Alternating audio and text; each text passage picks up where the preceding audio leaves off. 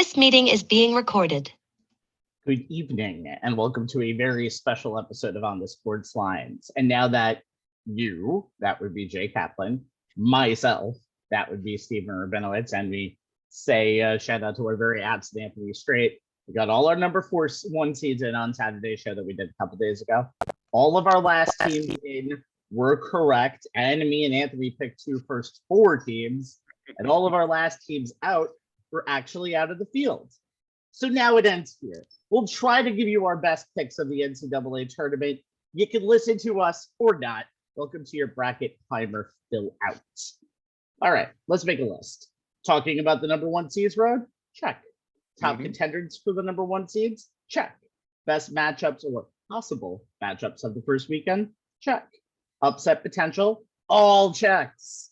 It's all NCAA tournament talk on this show. And even though we've got a ton of other stuff going on in the world, Jay is on a March Madness high, so let's go. We're going to start. The most wonderful time of the year, at least for me. It's kind of ironic that you're singing the most wonderful time of the year at this point. Anyway, let's start with the West, where Gonzaga is the number 1 seed and the number 1 overall seed again.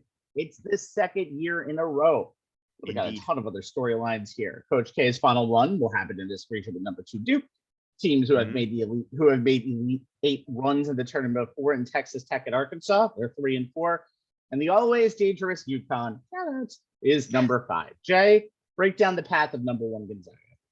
You know, traditionally, the overall number 1 seed is supposed to have the easiest road to the Final Four. Not that the committee will ever admit to that. But I don't think this is going to be easy for the Zags. The bottom half of the bracket might be easier than the top half. You got number 2 Duke and number 3 Texas Tech, as you referenced. Rabbi could give the Zags a problem in a regional final. Remember, Duke's already beaten Mark Few's squad this season. That said, Gonzaga is deserving of their slot, led by WCC Player of the Year Drew Timme, 17.5 boards per game, and freshman phenom Chet Holmgren, who started slowly, but he has rounded into the form that we expected from a 7-footer described as a unicorn.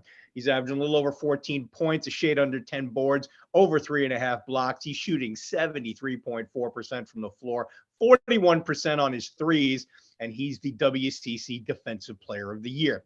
Now, the top half of this bracket has a potential second-round matchup against either an up-tempo Office in Memphis, which is playing better since losing highly touted freshman Amoni Bates to a back injury at the end of January, closing the season winning 12 of their last 13, or a Boise State team that has one of the best defenses in the nation. They've forced turnovers on 20% of their opponents' possessions since December 1.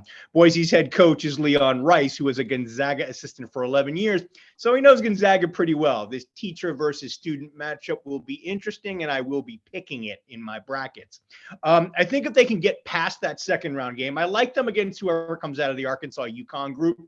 The bottom half, as we noted, has Duke and Texas Tech, and no disrespect to number 6 Alabama, who I think are in trouble if they're facing Rutgers in their first game, or Davidson, who I think can beat Michigan State, even though we're not supposed to bet against Tom Izzo in March.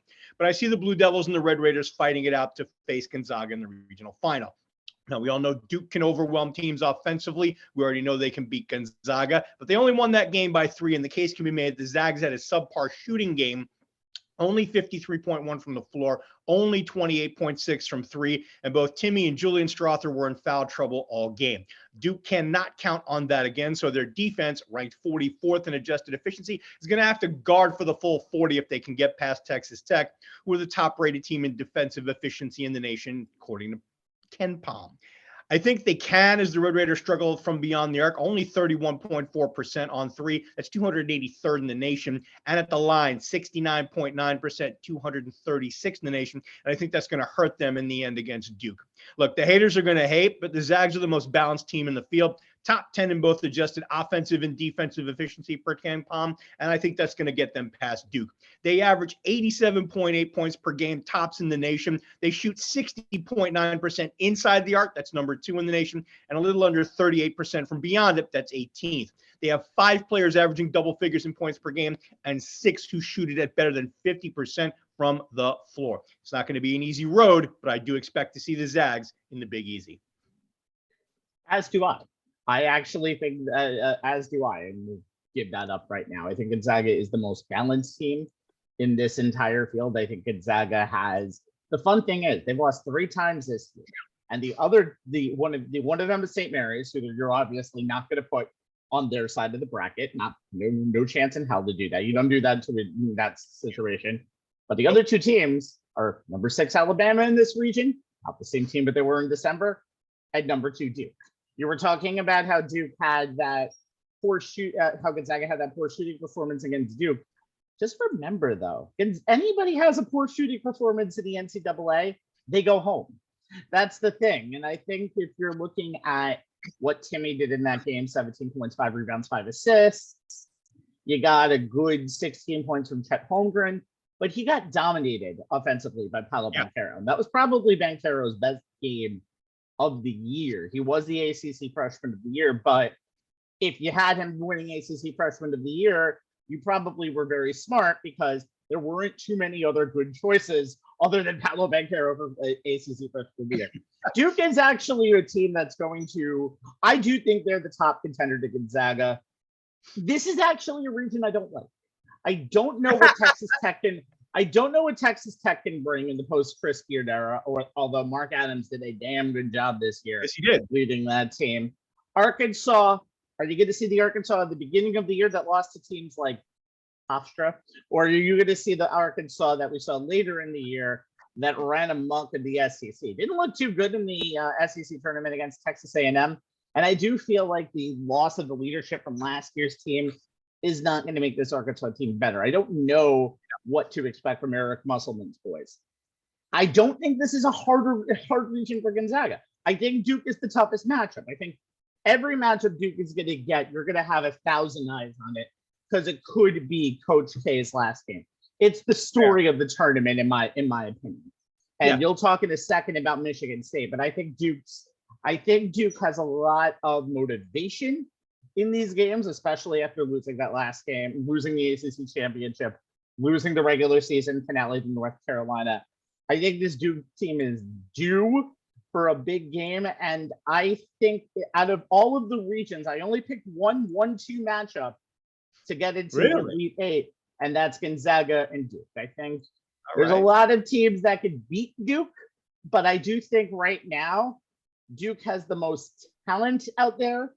And I think what you're going to see is, especially if it's a Chet Holmgren and Paolo Banchero matchup, they're both going to go top 5 in the lottery, maybe even top 3. Maybe. I think what you're going to see is a very interesting Duke team. You don't see a Duke team too often that doesn't get tested during ACC season. Now we're actually going to see a real interesting team. All right. So we're going to go over to another thing now, and that's what we were calling the second round matchup look. Jay, you're going to talk about Michigan State and Duke, Izzo versus Krzyzewski. What more can you want? Well, I mean, that's the thing. And look, I fully admit that this matchup is more wishful thinking than objective analysis. But if you love college basketball, how can you not want to see this matchup? Davidson Nation, of course, is exempt, obviously.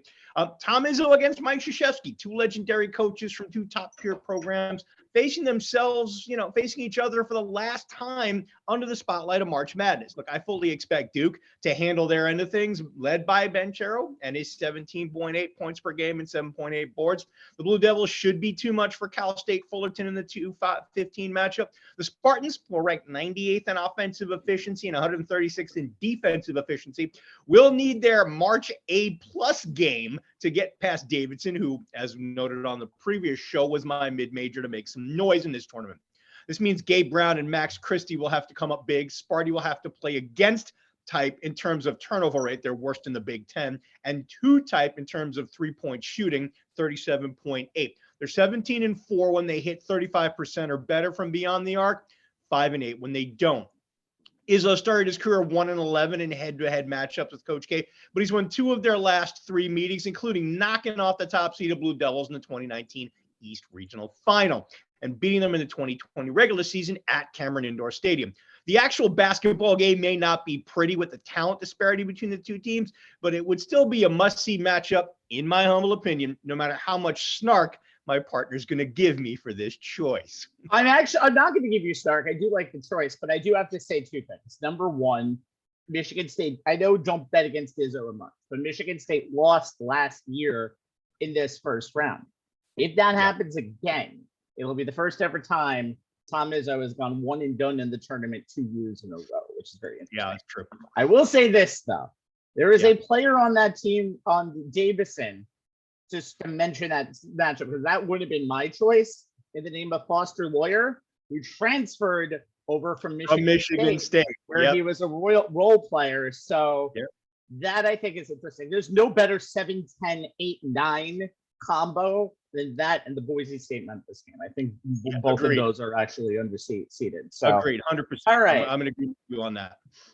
I have a lot of interesting upsets. I have some interesting upsets in this region. New Mexico State's a good team, but I can't go against UConn. I don't think Rutgers and Notre Dame over Alabama is too exciting of an upset just because of how crappy Alabama's played. So I'll go big. I'm going to say that Arkansas is going to lose in round 1 to Vermont. I think Vermont is a team who, there are a lot of good small schools in this field, but I think Vermont, winners of the American East, 28-5. You're going to see some very, very high records for these 13 teams. They are 5-out motion. They set ball screens like nobody's business. They won their championship game 82-43. And you can't do it in a better way than that. And this is just an interesting dynamic of games. It's really interesting. You have a senior-laden lineup on this team. And I just think the way Arkansas played over their heads last year, making it to the Elite Eight where they eventually lost to Baylor. I kind of think if you're going to go big on this, I have another big one coming up, but I think the 13 beating the 4 here is my play. And Jay, I know you're going to split the 7-10 and 8-9 in this region. Memphis, Michigan State. I usually do, but I got to tell you, in this region, I really, really like Boise State. I do too. I think they're ridiculously underseeded at that 8 spot. I'm shocked. Well, you look to me, and as much as the case can be made that the committee didn't go overboard in giving at-large bids to Power 5 conference teams, and mid-majors are getting in even if they don't win their conference tournament if they've put up a good resume, and Boise State is one of these. Oh, they absolutely have, but that's the thing. And look, they do what you need to do. They protect the ball. They cause problems on defense. Honestly, I think they're going to give. I think Memphis is too volatile a team, even though Penny Hardaway's rant seems to have gotten them. The rant was the effective slap upside the back of the head, and they've snapped out of their funk and have been playing better. I like Boise State in this matchup because you never know which Memphis team you're going to get on any given day. And Memphis is young, where Boise State's experienced. And you and I both know that we've seen this tons of times where a mid-major, that has an experienced team that's been together for a while, they don't get phased by the spotlight of the tournament, even if they haven't been in it in a while. And sometimes the heavy weight of being under that spotlight can mess with the heads of a young team. We've seen it on more than one occasion. John Calipari has had some teams with, talented as all freshmen, all, guys who went one and done and, do well in the league, but for whatever reason, they get undone by a veteran mid-major team that doesn't wilt under the pressure. Well, Calipari's teams were a lot. I mean, Calipari's Kentucky teams have been a lot better. Memphis's team is still a lot inexperienced. I will say that, like I said, I think Memphis is right where they are, but I think Boise State is criminally underrated where they are. But I think the good thing for Gonzaga is both those teams Gonzaga matches up very well with. I think Gonzaga got a good deal on that. Yeah, and I got to tell you, I like your UVM upset of Arkansas. I mean, you look at the numbers on UVM; they do what needs to be done if you're going to knock off a high seed from a Power 5 conference. They shoot it well from from downtown, 36.4%. That's top 50. Arkansas is 316th in the nation, not even 31%. UVM is solid on the defensive boards. They which is something you need to be able to. You need to limit another team to one shot and done. Top 5 in effective field goal percentage, can score inside and out. They have 2 guys in Shungu and Davis who can score inside the arc while shooting better than 40% outside of it. If Arkansas does not have a good game, and if J.D. Notae does not, if Vermont's able to stifle him even just a little bit, yeah, I can see this upset happening. I can see it easily happening, and I think Notae might have a rough day. So we'll see what happens. All right. We'll see. Let's move on to the South region. I believe a region that Jay has called boring, but we'll go into it anyway. Welcome to the South. No disrespect. It just, the matchups here, at least the opening round matchups, there's not a lot of them that intrigue me. Yeah, we're about to talk about it, but welcome to the South, where the Pac-12 regular and postseason champions Arizona, coached by a former Gonzaga assistant, which shows where the power really lies right now in college basketball in the West. But they are the number 1 seed. But Villanova, Tennessee, who a lot of people and their mother thought were criminally underranked. I didn't. I don't think you do either, Jay. Illinois and Houston are the next seeds up. Now, for my opinion, this could be good or bad for Arizona, and I'll tell you why. Jay disagrees with me, but I will tell you exactly why. Forget the first weekend. Seton Hall and TCU is a good story. TCU knows how to shoot the 3. TCU was in a very good conference, and TCU did very good in their quarterfinal win against Texas. TCU still cannot match up to big teams. I think they'll get past Seton Hall. Seton Hall has been the most inconsistent team in the country this year. Looked like a top 20 team to begin the season. Just a middling team throughout the season. They got lucky at the end of the season, got on a little bit of a high, or else they probably would have been fighting for a bit. Forget that. I think the intrigue starts in the Sweet 16. Houston's been underachieving all year, and I think they have lost a lot of people to injury, and it helps that they've played in the American, where it's really Memphis, SMU, and a lot of teams who are mediocre. But you're still looking at a team, one of the best coaches in America, Kelvin Sampson, at a team that made the Final Four a year ago. They're not someone to be taken lightly. Could they lose their opening game to UAB, who went through a 3 overtime game to get to there? Very possible. Like I said, it can go either way here. This could be an easy road to New Orleans, to the Big Easy for Arizona, or this could be a nightmare. Illinois, they did lose in the opening round of the Big Ten, of the second round of quarterfinals, the Big Ten tournament, to Indiana, but you have Kofi Coburn. I'm sure he's going to want to make up for last year's lackluster performance. Oh, yeah. That team was a very good team last year. They won the Big Ten regular season this year. If Illinois gets hot, I don't think Arizona wants to see them anywhere near a regional final, considering the last time Illinois and Arizona played in the regional final was possibly one of the best games in tournament history, where Illinois came back from a 20-point deficit. The other side of the region, I like Tennessee a lot. They won the SEC tournament. They've beaten Kentucky this year. They've beaten everybody. I just don't know what to expect from a Rick Barnes team in March. You know how you say don't bet against Tom Izzo in March? I have the opinion of bet against Rick Barnes as many times as you can in March. So Fair. That's what you can think about that. Then there's Villanova. And I've loved this team through the regular season. They did not win the conference regular season title that went to Providence, but they played so good in the Big East tournament that you realize that they played a very good game where they needed to come back against St. John's. They played a rough and tough game in their semifinal versus UConn, where they basically had to play as small as possible and beat a bigger team, which they did.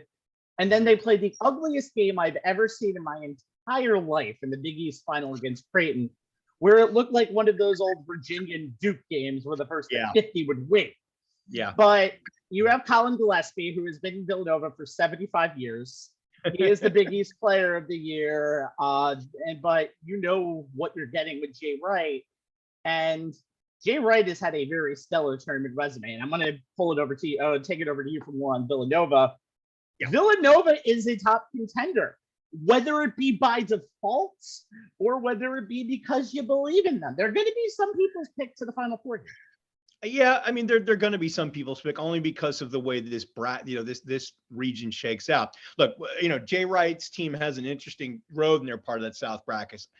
I think they face and beat like the Loyola Sister Jeans in the second round. Spoiler alert, more on that in a minute. And I think the chalk continues with Tennessee coming out of their half, and we get Wildcats against Vols for the right to face the other Wildcats in the region in Arizona. The Vols are playing lights out of late, especially on defense. They rank third nationally in efficiency. They're 12-1 since February. They've held opponents to under 70 points in 11 of those 13 games. So I think they'll get by either Colorado State, led by Mountain West Player of the Year David Roddy and his 19.4 points per game, 7-6 boards and a little under 3 assists stat line.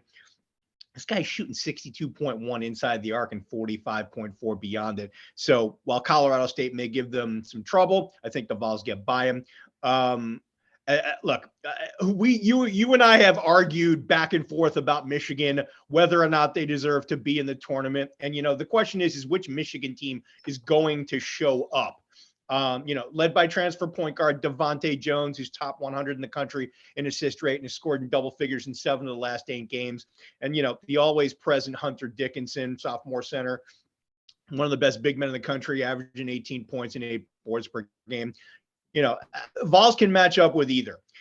Villanova, as you said, Colin Gillespie, him coming back for a 5th season, taking advantage of that pandemic extra year, named co-player of the year in the Big East, leading them to the Big East tournament title, 15.9 points per game, 89.4 from the stripe, leading the team in both. He knocks down his 7 3-point attempts per game at a 42.2 clip. His backcourt mate, Justin Moore, is also a 15-point-a-game scorer. Villanova is 6-1 on neutral courts this season and has won 10 of its last 11 games. Both are good things to have heading into March Madness, as being the number 1 free throw shooting team in the nation at 82.3%. 4 of their top 6 rotation players knock it down from the stripe at 83% or better, led by Gillespie. They take care of the basketball, turning it over in just 14% of their possessions. They keep the game close because they're in the bottom 15 in possessions per 40 minutes. Yeah, they're 27th in the nation in points allowed at just 63.1 per game. They do allow opponents to shoot it at 48.2 inside the arc, but they hold them to 31% outside of it. Tennessee's freshman-led backcourt of Kennedy Chandler and Zachy Ziegler has stepped up, and it's why the Vols have improved as the season has progressed. And they're going to give Villanova all they can handle, but if they continue to make their twos at the 43.1% rate they've been at since February 1, and send the Wildcats to the line better than the 17.2 attempts per game they average, we're going to see Wildcats versus Wildcats in the regional final. I think that's not a bad choice. I've been sleeping in Arizona the entire year, and so have you. I don't think we've talked about Arizona once, including in my analysis that was just now. The thing is that it's because the Pac-10 gets so much disrespect. It does, but you do have to realize it is a 3-loss team this entire season, and you just have Christian Coloco, you have Omar Bell, you have guards also in this, and Benedict Mathurin, who has just exploded this year for the Wildcats in a league that we thought UCLA would be this team that would ascend to the heavens. Arizona has really come out of nowhere and played like the second best team all through the year. And if you believe it, they might be the first best team because sometimes Gonzaga's schedule, I know that's a 3-bid league, but who knows? But I really think I might be sleeping on Arizona. We all might be sleeping on Arizona. I think like the problem is with Arizona, I think we try to find ways not to pick a team.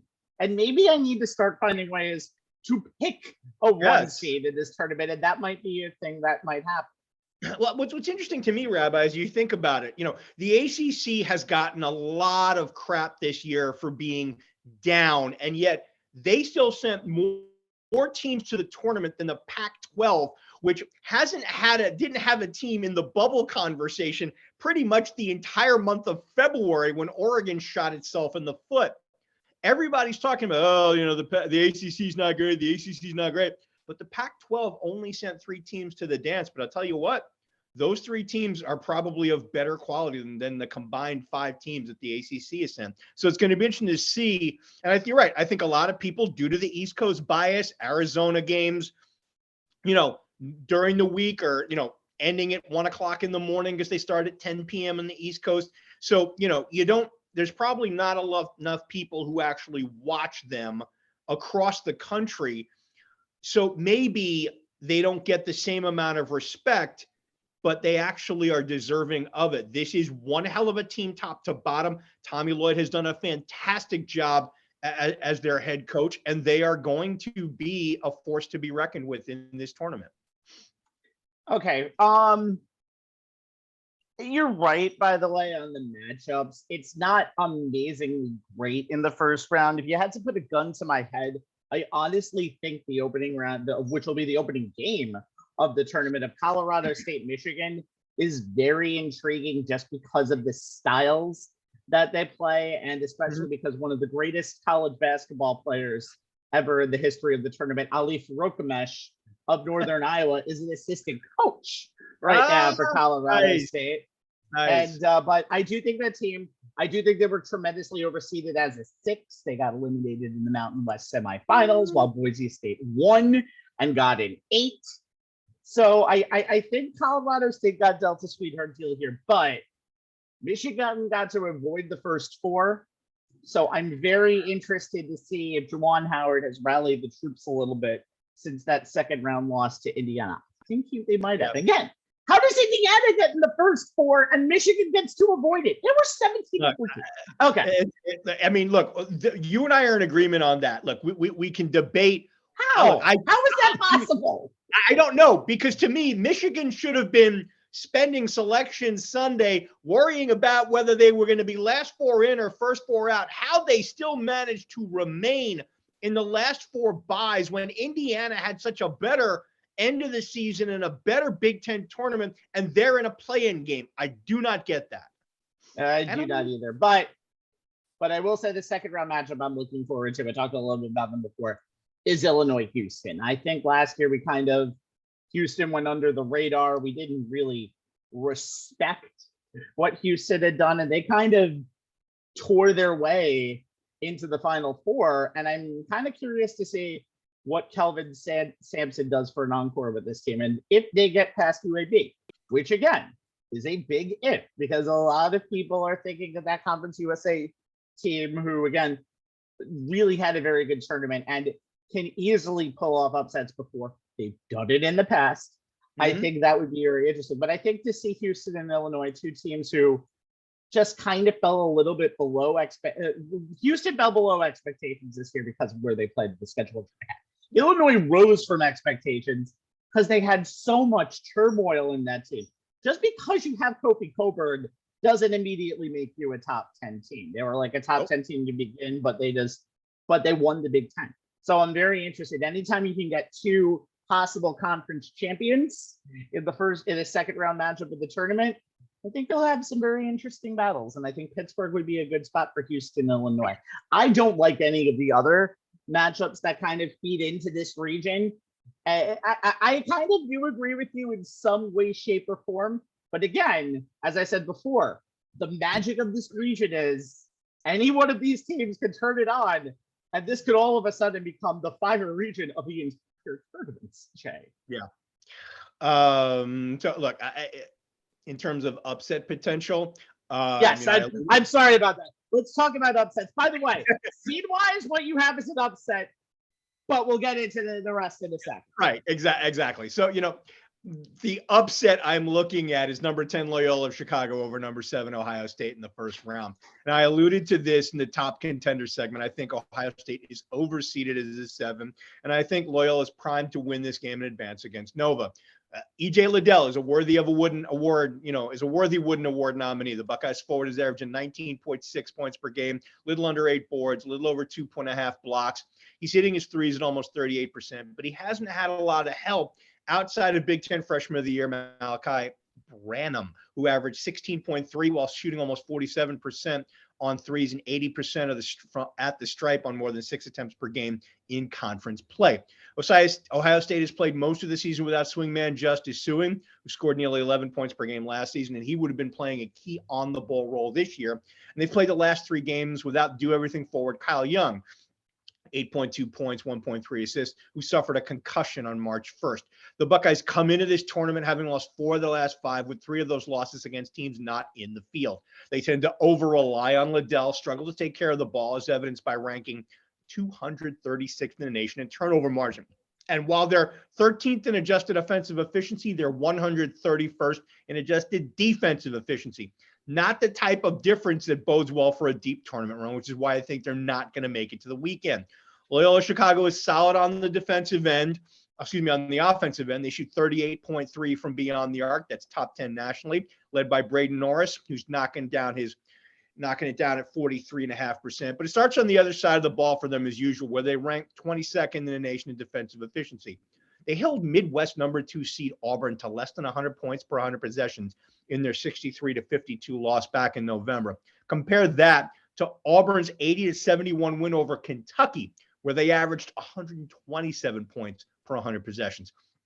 Player-wise, everything on either side of the ball for Loyola starts with fifth-year guard Lucas Williamson, who was part of Loyola's 2018 Final Four run. He paces the Ramblers in scoring at 14 a game and rebounding at 5. He knocks down three-pointers a little under 40% per game, and he leads the team in steals with 41 and is second with 95 assists behind Norris. Princeton transfer forward Ryan Schweiger has been a key addition. His play off the bench is often indicative of whether Loyola wins or loses. Now, he put up 13 points in the MVC title game win over Drake, improved the Ramblers to 12-1 when he scores in double figures and 12-3 when he hits 2 or more triples. He averages 9.2 points per game and hits 39% plus from beyond the arc, but he upped that to 12 points per game and 50% on threes during the Ramblers' 3-game run through the MVC tournament. Loyola's strength comes from having a group of veterans with experience as they start 4 seniors and a junior, and that's ultimately why they're going to knock off the Buckeyes in advance to the weekend to face Villanova. Here's an interesting thing, Rabbi.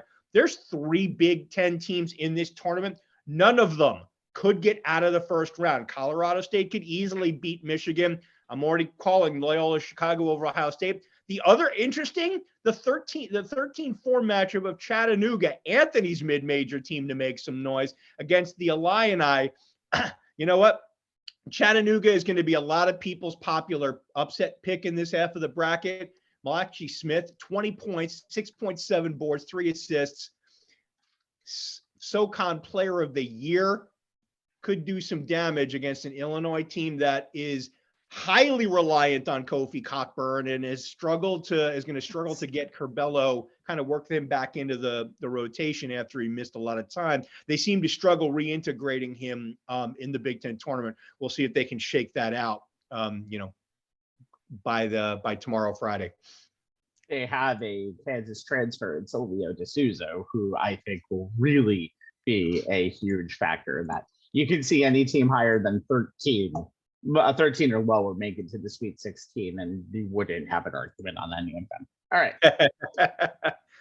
By the way, I kind of like Michigan over Colorado State. I just don't know why. I think that's going to be a popular pick for me. Hey, look, I mean, it's entirely possible. It is entirely possible. Absolutely. It's a good draw for Michigan. I think that whole bracket's a good draw. It all depends on which version of Michigan shows up. You and I were talking over the weekend how it seemed like Juwan Howard was a little rusty making in-game decisions, in that loss in the Big Ten tournament to Indiana. They seem to play better, more cohesively with Phil Martelli at the helm. And then maybe that's just due to Martelli's, million years of experience, mostly as the head coach at St. Joseph's, as opposed to very well for him in his second year. They played very well for him, and I'm very curious to see the evolution of Juwan Howard now that he's going to remain with Michigan for a little bit. All right, Midwest. I know. Death, taxes. Kansas is the number 1 seed. Anyway, the number 2 and 5 seeds. You got a ton of surprises in that. I mean, SEC surprise in the last undefeated team in Auburn. You have the second best regular season team in the Big Ten in Wisconsin. I'm just bored even saying that. That's how much I love Wisconsin. And shocking Big East regular season champ Providence and Big Ten tournament winner Iowa. Jay, this is a slippery slope for Kansas in a possible way, especially on their own side. Yeah, it is. And I think I did more of a deeper dive into Kansas than I did into any one of the top 1 or 2 seeds that were my responsibility for this show, because I don't think Kansas is getting talked about enough. As I said on our bracketology show, Kansas would be a lock as the Midwest #1, and winning the Big 12 tournament just kind of cemented it. Their road to the Final Four is not easy. You look at the teams, you kind of alluded to the teams they have to face. Iowa won the Big Ten tournament. Creighton battled Villanova for the Big East tournament crown. Providence, Auburn, Wisconsin all won at least shares of the regular season title in their respective conference. And while the bottom half of the bracket isn't easy, there's more potential for problems in Kansas's own half. After winning the Big 12 tournament, Jayhawks are on a 5-game winning streak. They're 6-1 on neutral courts this season, which could bode well. Senior guard Ochai Agbaji is the Big 12 Player of the Year. You are correct, by the way. On that. Thank you. I actually pulled down the pronoun. You needed the phonetic pronunciation. I needed the phonetic for that one, and I'm not ashamed to say it. He's the Big 12 Player of the Year. 19.7 points per game, 40.5% from downtown on almost 7 attempts per game. He paces Kansas's offense. When he's on the floor this season, KU has shot 56% inside the 3-point line per hooplens.com. The Jayhawks supporting cast is pretty solid as well. Junior guard Christian Braun, 14.6 points per game, is also a pro prospect. Forwards Jalen Wilson and David McCormick are both 10.7 rebound producers in the front court. And DeJuan Harris Jr. does a solid job running the point, leading the Jayhawks in assists at 4.4 per game and steals 1.5 per game. Kansas has the type of offensive balance you need to make a run in this tournament. During the regular season, they shot it at 36.1 from beyond the arc, led the Big 12. 54.1 inside the arc, which ranked 37th nationally. In a March 5th win over then to number 21 Texas, the Longhorns limited Kansas's 3-point shooters only to see McCormick go for a season-high 22 points and 10 boards. Which version of the senior forward shows up is going to be key for the Jayhawks if they're to win Bill Self's second title. He followed that performance against Texas in the regular season finale with a pair of MIA-type performances in the first 2 rounds of the Big 12 tournament. 9 points and 5 boards in just 10 minutes to win over West Virginia. 5 points and 2 boards in 13 minutes to win over TCU before putting up 18 and 11 in 29 minutes in the title game against Texas Tech. Thankfully, the Jayhawks have senior forward Mitch Lightfoot coming off the bench, and he's picked up the front court slack when needed. And Arizona State transfer Remy Martin's finally returned from injury to add even more depth. Top half of the bracket. Second round potential. San Diego State's very stingy defense, #1 in the nation, allowing only 57.7 points per game, led by all-conference defenders Lamont Butler and Nathan Mensah. San Diego State held every opponent but 3, Michigan, Utah State, and Nevada, under 70 points. Or you got Creighton's high-tempo and free-flowing 65 points per game offense. Either one could give the Jayhawks some trouble in the second round.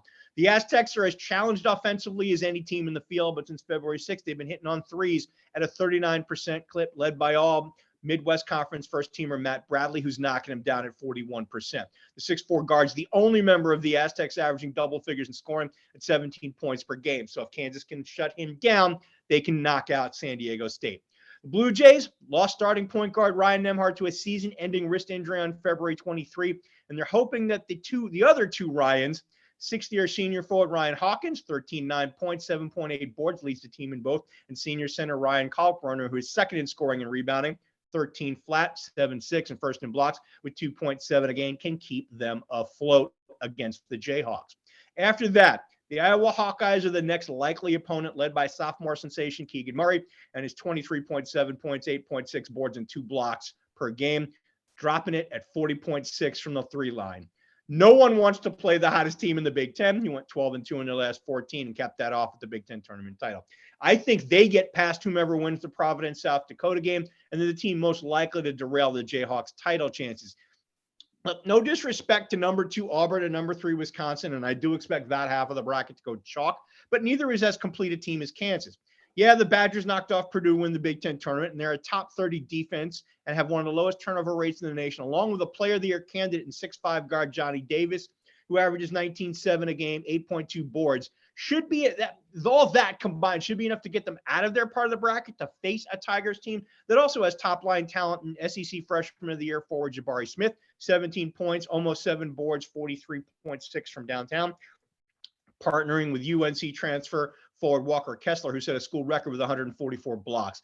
Auburn is a top 25 team in offensive efficiency, top 10 in defensive efficiency, thanks largely to the fact they lead the nation in shot blocking at almost 8 a game. But the Badgers can over-rely on defense, and the Tigers' backcourt has been very suspect of late, and each issue could be their undoing against the Jayhawks.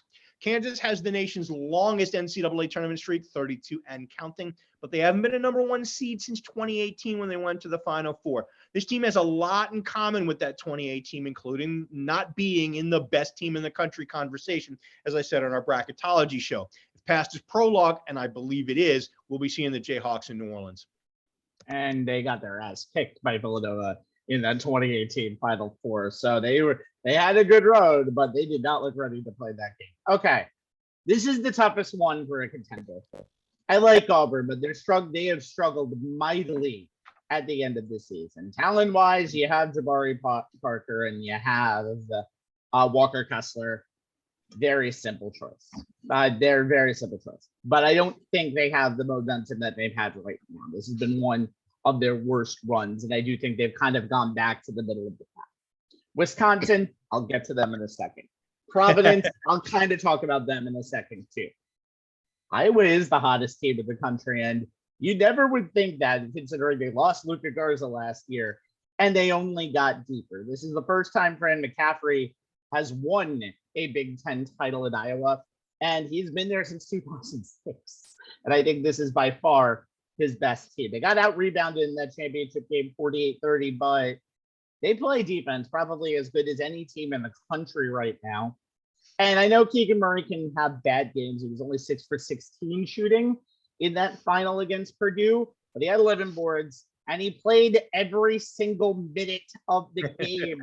Yep. You have a bench that looks like a ton of ballers in there. Joe Toussaint, Chris Murray, Connor McCaffrey has some good defense and rebounding. Man's little boy. It's a very interesting team. And you have a very good freshman on that team named Peyton Sanford, who can hit a 3 at any possible time. Hey, don't forget the biggest big shot taker on that team in Jordan Bohannon. That guy can absolutely. Who's also definitely he'll hit the dagger that bumps you out of the tournament. Also, to have been said, I think on the broadcast of the Big Ten Championship, to have been in Iowa probably for the longest that any person has ever been in college is Jordan Bohannon. I don't know if it's just a process of elimination here, but I think that top half of the region for Kansas is death.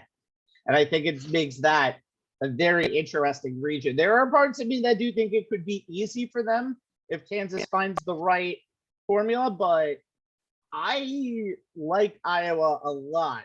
I liked Iowa a lot last year, and I knew where that took me. So I'm going to jump on that damn bandwagon again. With all apologies to the big USC Trojans first round matchup versus the small Miami Hurricanes. It's a very big David and Goliath matchup for many of reasons. Yeah. Jay, you have an opinion on the USC advances to the second? Yeah, look, Miami is your typical middle of the road ACC team. Their resume looks good, but if you take into context how down the ACC is, it's not. They can shoot you out of the building though, and that's something that is going to be. Look, they can. There's no doubt about it. And as I said earlier, when we were talking about Arizona, the Pac-12 hasn't gotten a lot of respect as a Power 5 conference of late, and they only sent 3 teams to the dance, but all 3 are pretty solid, including the 7-seeded Trojans. They were unranked coming into the season, made the AP top 25 by the second week of the season, never left. They're prone to playing tight games, beat Oregon State by only 3 in double overtime, beat Pacific by 6, UCLA by 3, Washington.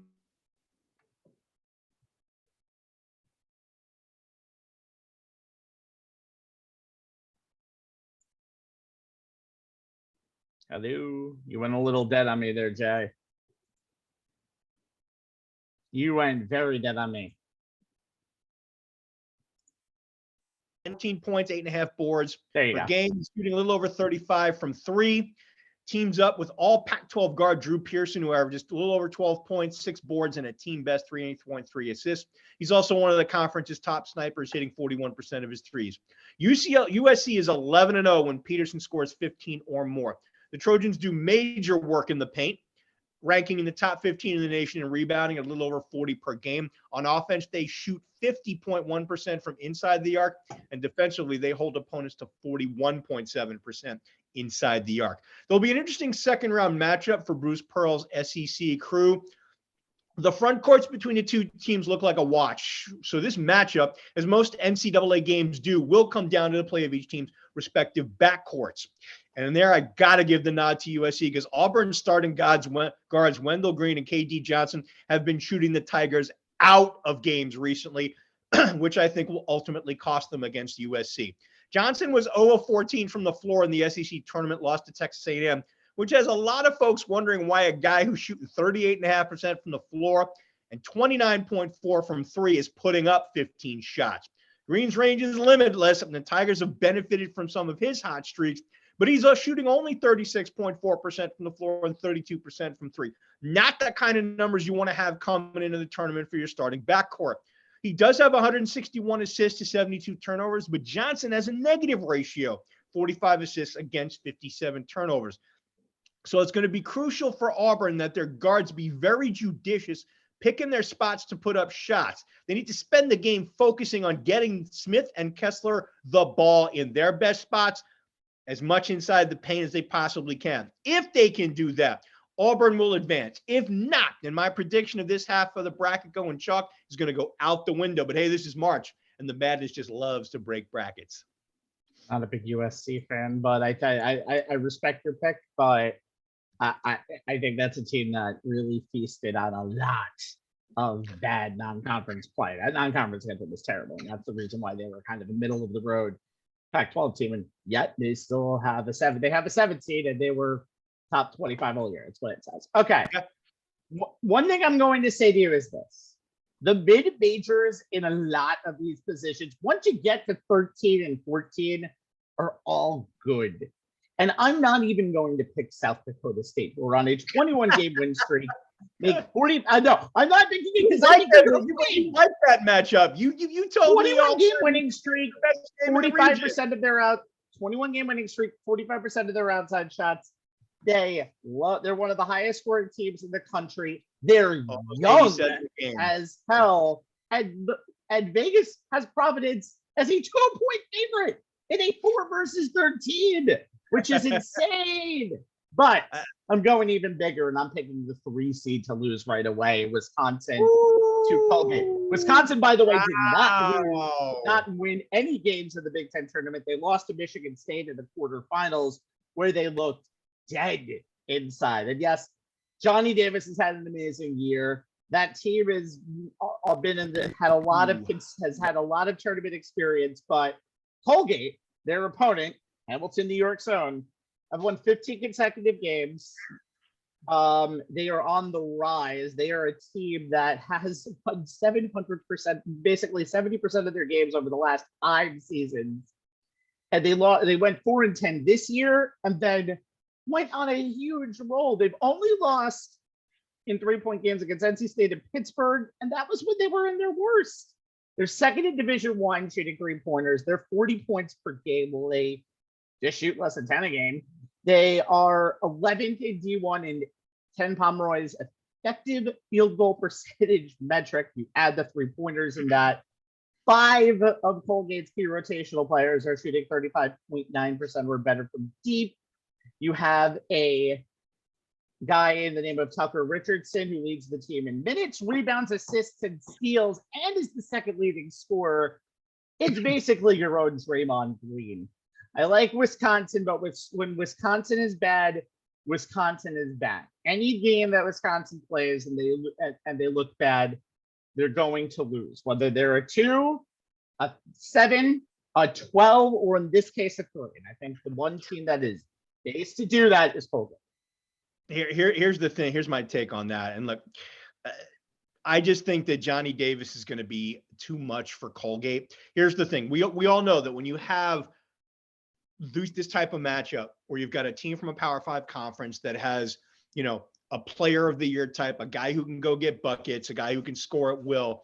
The thing becomes, can that lower seed stop that star player? And if they can, will the rest of his castmates step up and fill the void? And can that lower seed knock down threes enough so that the higher seed, in this case Wisconsin, is essentially trading twos for threes, and that doesn't work. The thing, though, is we all know that Wisconsin does not play at a fast pace, and teams that play slow have a better chance of keeping games close than teams that play fast. So it'll be interesting to see which team can dictate pace in that game, and if Davis can do his thing. And Davis was 3 of 19 in that game against Michigan State, so he has to bounce back quickly. I don't know if he will. This is going to be a very interesting March, Jay. I'm already excited. All right. Dude, I say it every year, and every year it's true. At some point between now and the Final Four, on this show, on text, somewhere, I'm going to utter the phrase, craziest tournament ever. I say it every year because it's true every year. Yes, it is. All right. Now, I don't ever reference the AP Top 25 here because it's a bullshit poll and it doesn't matter anything in the end. But Jesus Christ, the top 4 seeds of this region have all been of the top 5 of the polls, all in 2022. Yeah. Time for the East. Baylor, defending national champion, weakest number 1 seed of the group, lost in the quarterfinals of the Big 12 tournament, but they're still big. Kentucky is strong as a number 2. Purdue made it to the Big 10 final and was consistent. That's your 3. And UCLA was the story of the 2021 tournament. Johnny Juzang, a little injured, but guys, Baylor, very good team this year. At times they have played really, really good. They are a 6-loss team, but they played well in a very, very fierce conference. They could play their best game like they did against Kansas right at the end of the season. One reason why they won the Big 12, they tied for the Big 12 with Kansas. And remember, this is a Baylor team that last year played suffocating defense. Now, they don't have the Mitchells of the world anymore to do that for them, and they've lost a lot of players from that team, but Scott Drew has just kept moving along. This is a team that was ranked in the lower portion of the top 10 earlier in the season. They got back to number 1 by the end of 2021, and it basically stayed a team in the 1 to 5 range pretty much the entire season. That is the best team I think I've seen. It's the best run that Baylor's ever had, and Baylor usually has had some good tournament luck. This year, they drew the whammy of whammies because you can make a case for everybody to be to win this region. Kentucky, they haven't been in the tournament in 3 years, but they finally have found a formula with this team. They're a 2 seed. They have a very tough road ahead of them. I want to talk about them in a second, but their strength of schedule, obviously, not great, 121, but they blew out Kansas in Lawrence in January, and then they got some injuries to Ty Washington and Xavier Wheeler. That stalled their momentum, but when they got them back, they won very easily against Ole Miss, Florida, and Vanderbilt. They had lose to Arkansas and Tennessee in that run, but overall, Kentucky has the talent of a top 3 or 4 squad. But I don't know if they're going to get there because the way Purdue plays sometime this year, they look like the best team in the country. And for 1 week this year, they were the best team in the country. You have a great team out there. You have Jaden Ivey, you have Zach Eddy, you have Brandon Newman, you have leaders that have been there for a while. And again, you have another team that has been to the Elite Eight before, knows how to win in the postseason. And I think, and again, Purdue made it to the Big Ten final, and we're going toe-to-toe with Iowa. They were a team that kind of, again, started out strong, went a little weaker, and kind of got themselves better as the season moved on. That's your 3. Then your 4 is the team that went to the Final Four last year, UCLA. Now, UCLA has been a very not disappointing team this year, but I don't think they were thinking of the 4 seed at the beginning of the year. They're thinking they were going to be where Arizona is as a 1 seed. But UCLA is still really good. UCLA, Johnny Juzang has been in and out of the lineup this year, but what we saw from Juzang last year in all of the games, especially in the regional final, in the Final Four game that they lost to Gonzaga, where he was basically going toe for toe and looked like the best player on the court. Okay, I just mentioned your 1 through 4 teams. I'm not even talking about St. Mary's, the last team to beat Gonzaga, and a team that matches up very well with almost any team in the country. Yep. I'm not even talking about Texas, but who wants to talk about Texas? I like North Carolina. You will. I like to, not for the reasons that we're talking, that you're exactly still talking about. North Carolina, I know what you expect from North Carolina, but I do think that on their best day, they can't do it 2 games in a row. No. They get tired easily, but on any given day, if they can handle Marquette in the opening round, they can put the fear of God into Baylor. They may not win, but they can put the fear of God into Baylor. But St. Mary's or UCLA could easily beat Baylor. Purdue could easily beat Baylor. Kentucky could easily beat Baylor. Hell, Murray State is a 30-2 team. They could easily beat Baylor. Baylor, if you're the 4th number 1 overall seed, you should have the toughest region. The committee actually did that right this year. Yeah, it's interesting. A lot. That's the thing about North Carolina this year. Which team is going to show up? The one that got their asses handed to them by Virginia Tech, or the one that went into Cameron Indoor Stadium and smoked the Blue Devils? That starting 5, when they are playing within themselves and at the top of their game, is one of the best starting 5s in the country on their best days. The thing is, they have not consistently been on their best day, game to game to game. And that's the struggle that Hubert Davis is having with them. So it'll be interesting to see which version of them shows up against Marquette. And then if they manage to get past them, which version of them shows up against Baylor. So, to me, the top contender, you talked about Kentucky, and you're right. This is probably the widest open region of the 4. For me, the top contender in this region is Purdue. And I know most folks are going to list Kentucky as the top contender to Baylor in this region. And the case can be made, and I know why they think that if the Boilermakers make it to the weekend, let alone get out of it, that's as far as they'll go. And I'll get to their Achilles heel in a second, which is why some people don't think they'll make the weekend, let alone get out of it. Part of the reason I'm taking Purdue over John Calipari's crew is based on how I see that half of the bracket playing out in terms of the second round matchup. And I'm going to lay out the disclaimer that I'm going to deliberately stay away from Kentucky's part of the bracket so as to not step on your toes, because I know where you're going in our next segment. Purdue has one of the best offenses in the nation, 3rd in offensive rating at 118.5, 6th in field goal percentage, 49.3 from the floor, 4th from beyond the arc, 39.1%. They're led by the backcourt of 6'4" sophomore Jaden Ivey and 6'5" senior Sasha Stefanovic, and the front court of 7'4" center Zach Edney and 6'10" forward Trevion Williams. Ivey's all Big Ten first team. His 17.3 points per game leads the team. He's one of the quickest players. He can score at all 3 levels. He hits 55% of his 2s, 35.6 of his 3s on almost 5 attempts per game. He gets to the stripe almost 6 times a game, and he hits it at a little under 74%. He can get to the rim whenever he wants. His ability to get buckets and draw fouls. He's made 50% of his shots in isolation matchups per Synergy Sports, making him one of the most dangerous offensive players in the tournament. Edney's a matchup nightmare.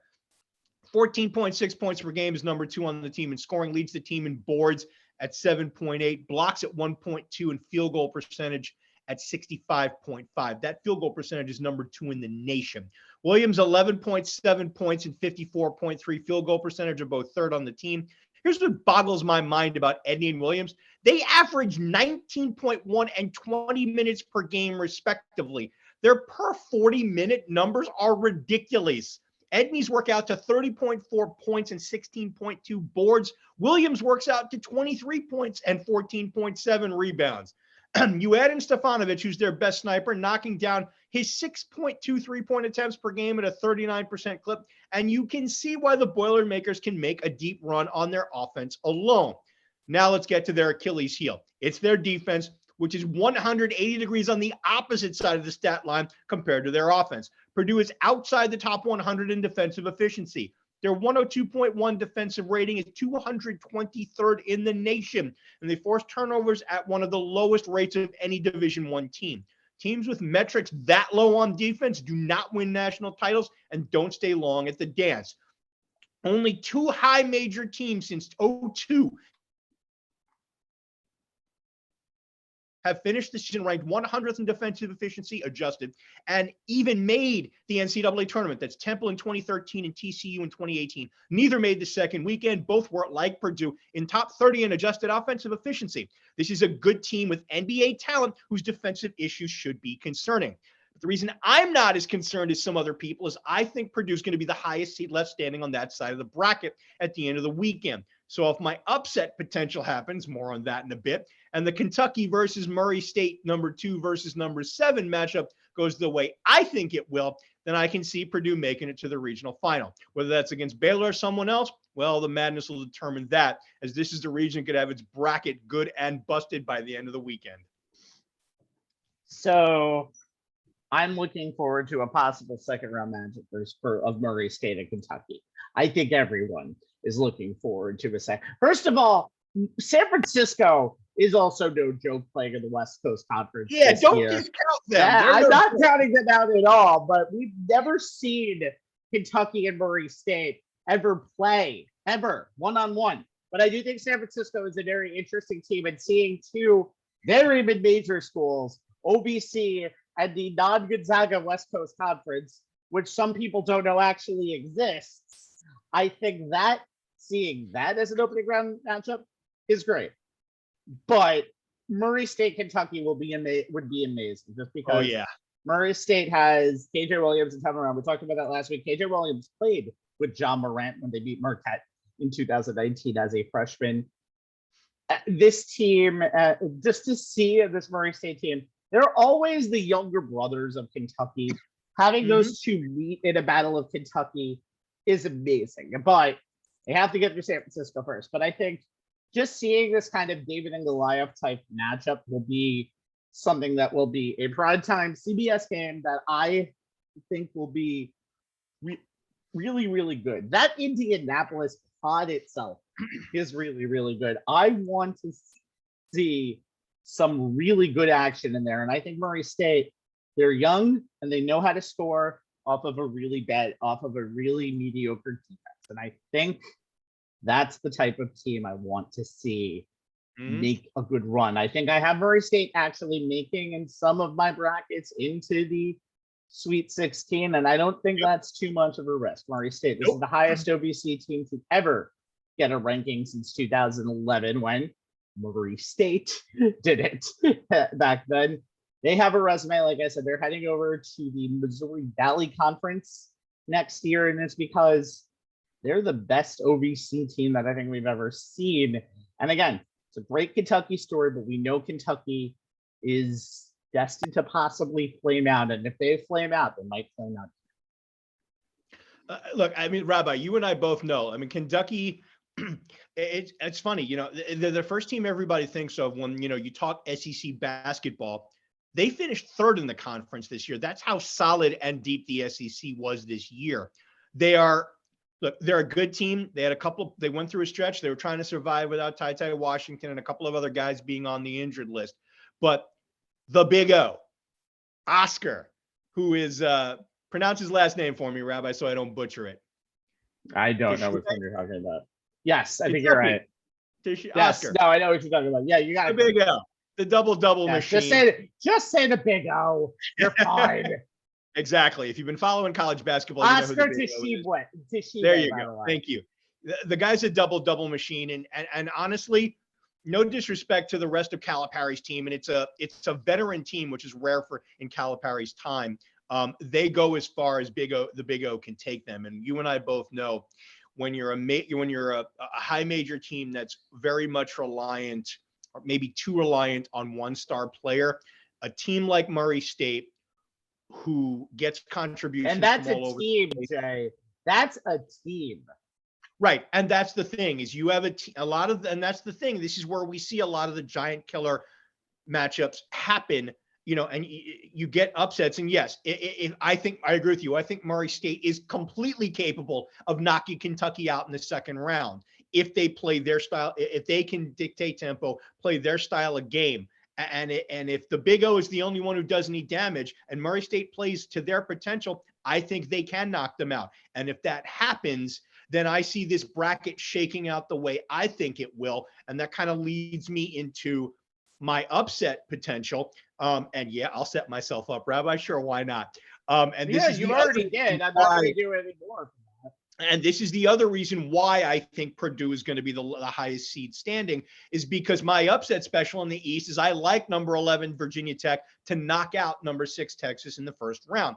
This is the game that I think will most help Purdue come out of the bottom half of the East bracket. Virginia Tech is one of the hottest teams coming into the country, having knocked off Duke behind 31 points and 7 triples from junior guard Hunter Couture to claim their first AC title in school history. The Hokies won 15 of their last 17 to make their second consecutive NCAA tournament after being 10-10 and 2-7 in the ACC as late as January 26th. Their offense put up at least 72 points in wins over Clemson, Notre Dame, the Tar Heels, and the Blue Devils. Their margin of victory increased with every tournament win. Clemson by 1 on a buzzer beater, Notre Dame by 7, UNC by 13, and Duke by 15. Hokies are number 3 in the nation in three-point percentage. They make 9.5 threes per game, knock them down at a 39% clip. They've been doing it like this during their 13-2 run. They have 5 players who shoot 35% or better on at least 2 3-point attempts per game. Couture is the Hokies' best sniper. He averages 5.6 triples per game and attempts per game, and he's hitting them at a little under 42%. Virginia Tech had the second highest assist rate in ACC play out of the number 1 scoring team out of ball screen sets in the country, 1.0 points per possession per synergy stats. They have a well-connected offense with weapons all over the place, led by the steady play of senior point guard Storm Murphy, and the scoring, 15.8 points per game, 19 in the 8 per game in the ACC tournament, of 6'9", all-ACC second-team senior forward Kiev Alumna, who is also second on the team at rebounding at 6.5 per game. He's also key to their defense, as the Hokies have held opponents to just 95 points per 100 possessions with him on the floor per hooplens.com. Texas comes into the NCAAs having lost 3 of their last 3 straight, 5 of their last 8, including blowing a 20-point lead and losing to TCU in the Big 12 quarterfinals. Granted, 2 of those 3 losses were to Kansas and Baylor, the 2 best teams in the Big 12 and NCAA number 1 seeds. But it's not the way you want to come into the tournaments against one of the hottest teams in the nation. The Longhorns boast one of the best defenses in the country. No surprise with a Chris Beard-led team. They rank 13th nationally in adjusted efficiency ratings per Pomeroy, and are 6th per Ken Pom, and are 6th in the nation in points allowed at 59.6 per game. 6'6" forward Timmy Allen leads the team in both scoring and rebounding, 12.3 points, 6.5 boards. Is the focus of an offense that is the complete opposite of high power. They average only 68.3 points per game. That's 253rd in the nation. And they only shoot threes at 32.3%. That's 255th in the nation. They don't have any stars, and their depth took a big hit when 6'9" junior center Trey Mitchell left to take a leave of absence in the middle of February. None of this bodes well against the Hokies.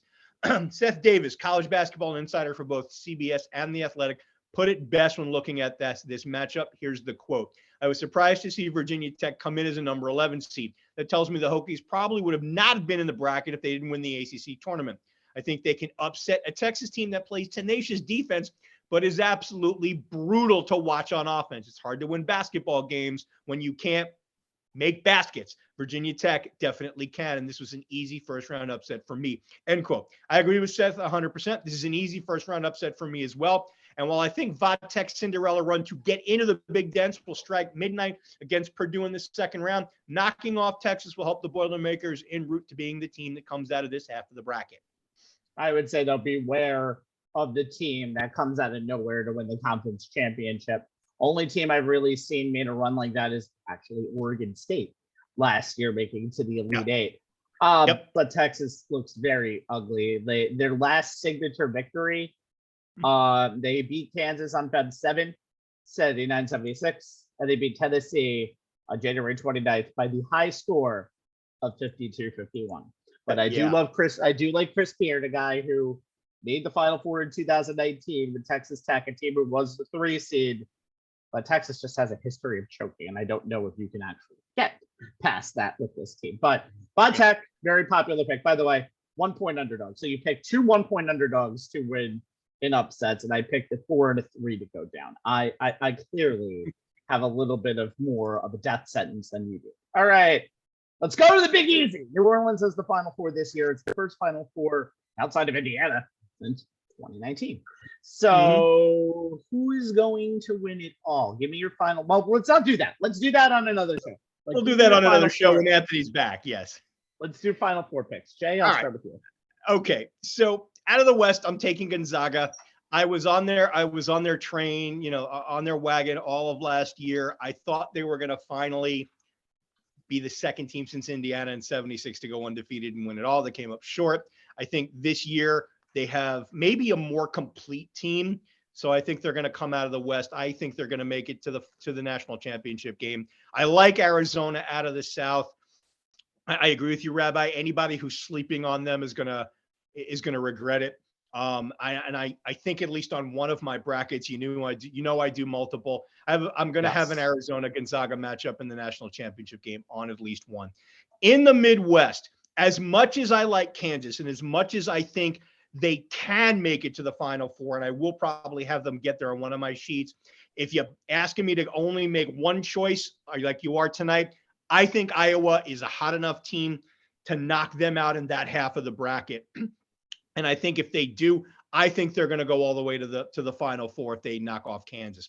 In the East, as much as it's the toughest region of the four, I think if things break right, I do think Baylor can come out of this region, because even if the bottom half of the bracket breaks the way I think it will, and Purdue makes it to the regional final, if Baylor is there, Baylor is the one team that has enough of a defense that they can play, that they can at least slow down Purdue's offense enough for Scott Drew's team to escape with a W. I don't think it'll be easy, but I think if that's the matchup, I think they can come out of it and make it to the Final Four.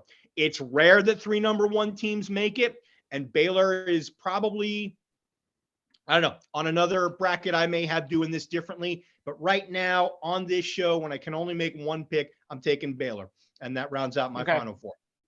Okay. I agree with you on 2 of them. The first one I agree with you is Gonzaga. I don't like the region. I think Gonzaga has an easier road this year. I think seeing Duke early in the season is a plus, not a minus. And I think they don't have the pressure of that O on the second column of their name, and they can just focus on winning their first national title. I think they have been the best team in the country overall for the last 2 years. I like UConn. I like Arkansas, but I can't see a team beating Gonzaga for 40 minutes, at least in this region. Okay. I'm not sleeping on Arizona.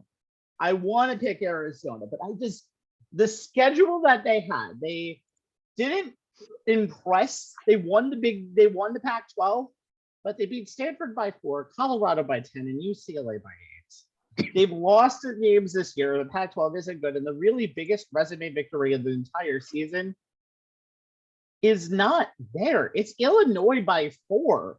So I do like Arizona to get to the regional final, but I like Villanova to knock them out. I actually do see Jay Wright's team getting that game. They're hot. All right. They have senior leadership, and I kind of think that this is Villanova's region. There's no one I like here, though. You could put a gun to my head, and honestly, I tell you to shoot me if that's the case, because there's no whoever is out of that region is losing to the Final Four. I hate to do this. I wish I had gone first, because I also have Iowa getting out of the Midwest. I love the way that they played in the Big Ten tournament. They really dominated their first 2 games, came back against Indiana, took the reins against Purdue, and kind of just really put on they're a deeper team than the team last year that had Luka Garza. And usually one thing I like to see is a trend of teams underachieving one year and then overachieving the next year. And I think Iowa has. If Iowa goes on against Kansas, I like Iowa to win. And I don't see an Auburn, a Wisconsin, a USC, getting against them in the regional final. Where we're going to differ is the West. And I might have fallen in love with them last year and watching them. I don't like Baylor because I'm sorry, the East, by the way. I don't like Baylor because I just think they've lost way too much in this round. Kentucky's defense, I think Kentucky is going to get to a regional final. I think Purdue and Kentucky are going to destroy each other in a regional semifinal, but I do like Kentucky over there. Don't sleep on UCLA. I kind of think UCLA as the mojo from last year. There's a reason why they were the number 2 team in the country going into this season. And if I think if this team could play to its full capabilities, which it did last year under Mick Cronin, I see a huge run for UCLA. Now, could this team easily lose to Akron? Yes, they can. Could this team lose to Indiana? Yes, they can. They could easily not make it to the second week. But I think it's such a feast or famine that I just kind of like UCLA here. So yeah, we agree on 2, we disagree on the other 2. I don't think this is going to be anywhere near a tough year, except for a possible Gonzaga national championship, which I'm leaning towards right now. And I will put the disclaimer on my pick of Baylor. A lot of that is contingent on if LJ Cryer, who's going to be a game time decision, is available for the Bears. If he is, I will upgrade their chances. If he's out past the first round, then yeah, then that calls into question. And also, if Baylor gets to any Baylor's not going to travel well. I think UCLA travels anywhere they go when they're good. I think Kentucky we're going to Philly will be an insane convoy. I think Purdue the same way. I don't think this is a great region for Baylor. I think in any other region I might pick them. This is not. Yeah, and like I said, this is me on the spot, and obviously, like we both did plenty of research, ahead of tonight's show. And I may dig a little deeper and, I may change my mind when I fill out my brackets, tomorrow and Wednesday based on conversations. But, this is why we love March, because you just never know, you never know. And that's just the fun of it. All right. Enjoy the madness, everybody. We'll be back with you sometime next week. I'm not exactly sure when. But for Jay Kaplan, I'm Stephen Rabinowitz. This has been On the Sports Lines. The socials, youtube.com/onthesportslines to see us on demand. If you're watching us on facebook.com/onthesportslines, thank you. We'll continue doing that. And at ONTH Sportslines, where Jay will probably get a bunch of March Madness links out there. He's taking the day off on this. This is his favorite weekend of the year. He's going to leave. The only thing he's using his computer for is the second screen. He's all the way. This is going to be fun. Guys, enjoy the madness, and we will see you next week. Good night from On the Sports Lines. Night, everybody. Enjoy the madness.